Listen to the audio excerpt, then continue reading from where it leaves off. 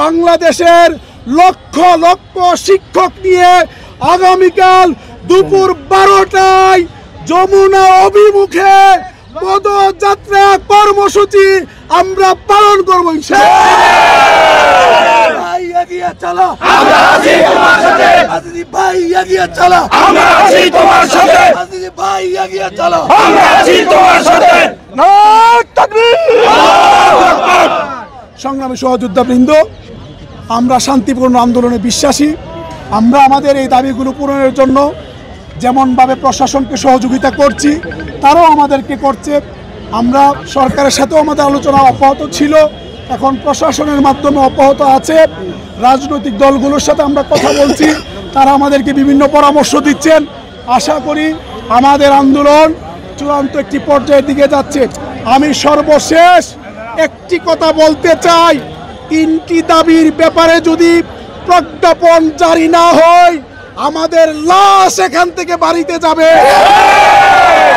যারা আমাদের আন্দোলনকে ষড়যন্ত্র করতে বানচাল করতে চায়, শিক্ষা মন্ত্রণালয় কেন তাদেরকে উদ্দেশ্যমূলকভাবে আলোচনার জন্য আমাদের কাছে পাঠালো, এই জবাব শিক্ষা মন্ত্রণালয়কে দিতে হবে। দিতে হবে, দিয়ে দাও। 20% আমাদের দাবি, আমাদের দাবি মানতে হবে, মেনে নাও। দিলে 3 রাউন্ড, হইলে 1 দফা জাতীয়করণ আমাদের চলবে।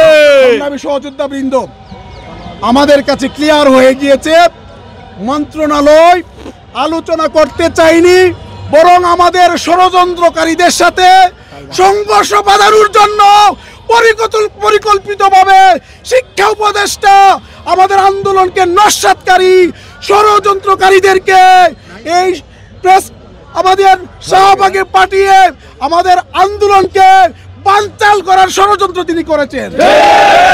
আমরা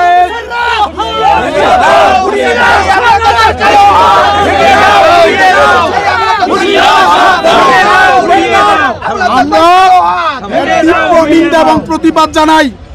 আমাদের প্রত্যাশা ছিল গ্রহণযোগ্য লোক পাঠাবেন, যাদের প্রতি আমাদের আস্থা রয়েছে, কিন্তু তিনি তা করলেন না। সুতরাং এখান থেকে বোঝা যায় তার আন্তরিকতায় যথেষ্ট অভাব রয়েছে। কিন্তু তার যদি আন্তরিকতা না থাকে, আমরা মানুষের জনদুর্ভোগের কথা চিন্তা করে জনগণের স্বার্থে আমরা শান্তিপূর্ণভাবে আমরা শহীদ মিনারে এসেছি।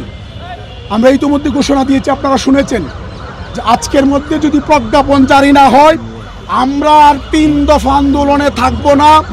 আগামীকালকে সকাল থেকে শহীদ মিনারে সকল এমপিওভুক্ত শিক্ষা প্রতিষ্ঠান জাতীয়করণের 1 দফা আন্দোলন।